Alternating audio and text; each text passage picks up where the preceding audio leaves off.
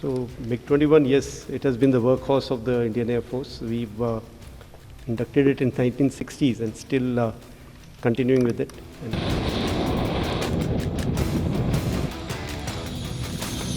My first experience was in 1985 when I got, immediately after conversion, I went to Tezpur and we flew that time called the Type 77, one of the MiG-21s. So after flying the Kirans, it was a revelation that, the aircraft could feel like this.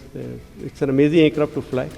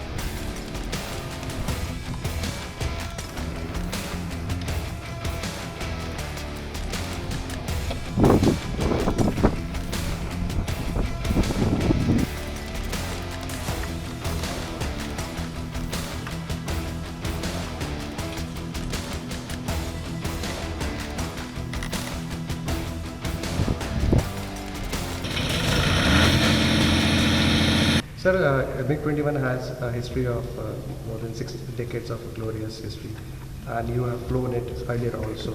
So what has been your experience? If you could remember, can you share some of your good experience with this aircraft?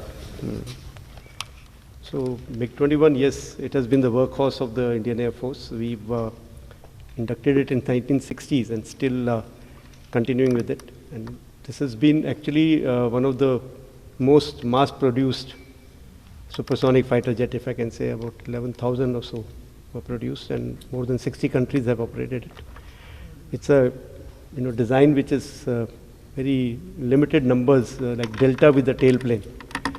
And we've used it for our training after the initial conversion means after getting commissioned, conversion onto fighters. So my first experience was in 1985 when I got, immediately after conversion, I went to Tezpur and we flew that time called the Type 77, one of the MiG-21s.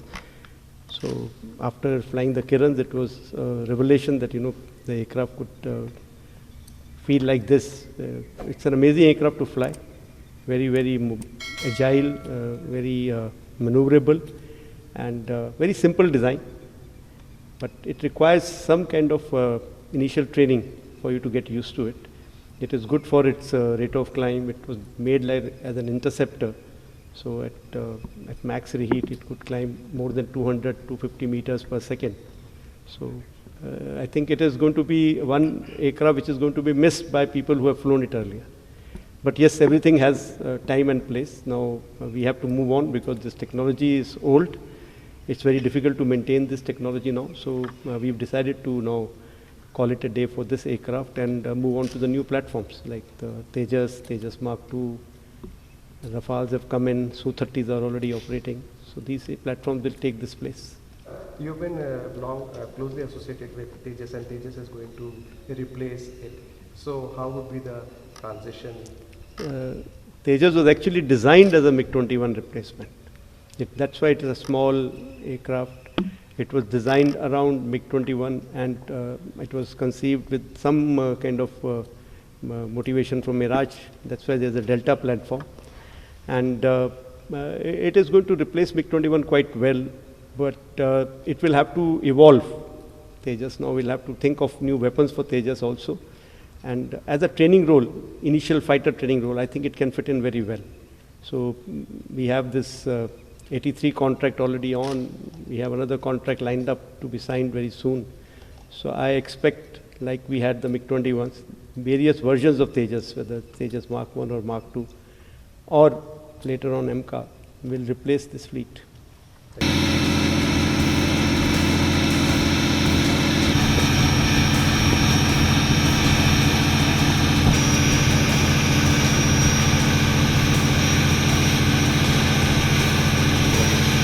बहुत उड़ता था